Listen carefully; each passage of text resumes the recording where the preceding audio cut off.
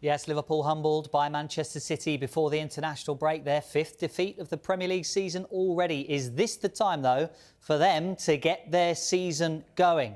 This time last year, Liverpool hit the accelerator between the end of the November international break and the start of the March 2025 international break. Liverpool went unbeaten, taking 42 points from 18 games. Arsenal, they were near perfect, but could do nothing to catch them. Mikel Arteta's side only conceded 12 goals between November and March and only lost 1 game. Manchester City, though, they're down there in 11th in our time frame table here. They lost 7 times, finding themselves around mid-table. This is where the intensity of the season really ramps up. Yeah, and it starts for Liverpool with Nottingham Forest at the weekend. We'll come to Abigail, our Liverpool fan, in a moment. But, Jimmy, let me start with you. Liverpool 8th in the Premier League table, the champions. 8 points behind Arsenal. Are you writing off their title chances then?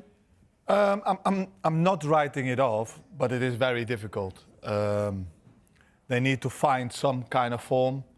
Nobody at the beginning of the season would have expected that they would be where they are now, especially at the start that they had. But 8 points is a lot. Is a lot. That means that Arsenal needs to lose lots of matches. Man City needs to lose lots of matches. Normally that is difficult. Look, everything is possible, but I think that concentration needs to be first at their concept, their way of play, their way forward. I think they should forget about the championship now.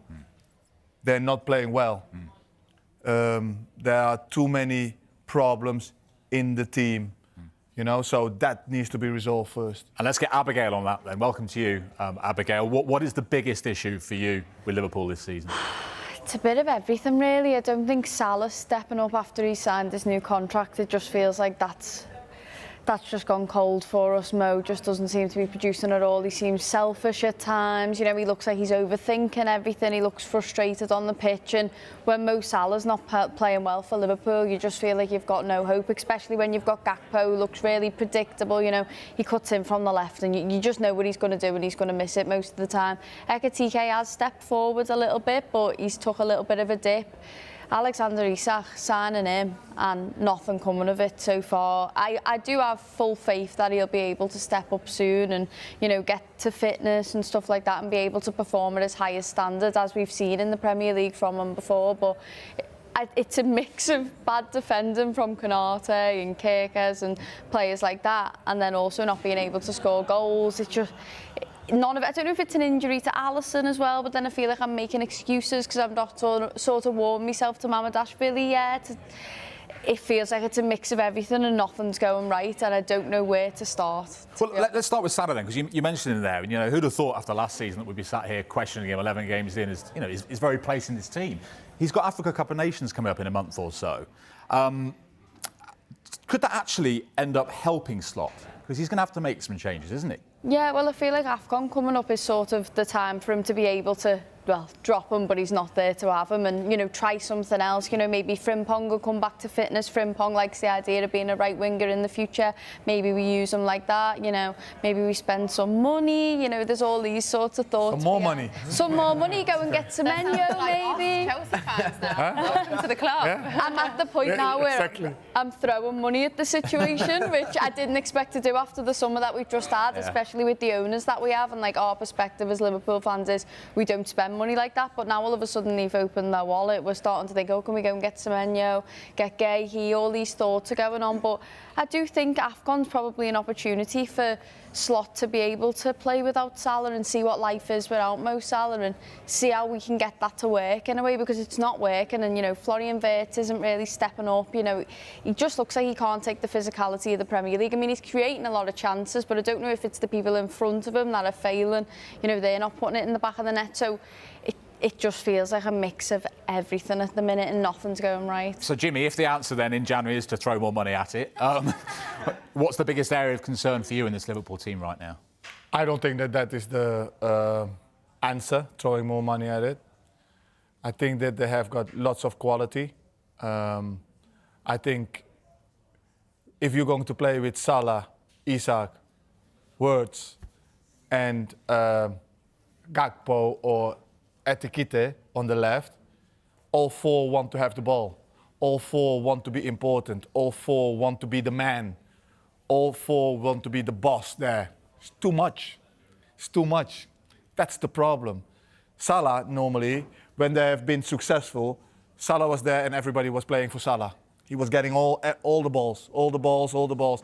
And he was missing chances as well. But the beauty of football is he was scoring goals. So the missed chances, people were not really talking about them. But he was still missing chances, you know? But we're still seeing like. But he's not scoring as regular as he used to, and he's playing with a face that it's like somebody has slapped him in the face. You know, he doesn't look happy. He doesn't have a smile on his face. And if you look at before, his expressions were totally different. You know, and that might be the problem. He might have to sit on the bench. He might not. I don't know. But some decisions have to be made up front, because when Liverpool was successful, that front four, front three, they worked so hard, especially when they didn't have the ball. That's gone. Yeah. That's gone.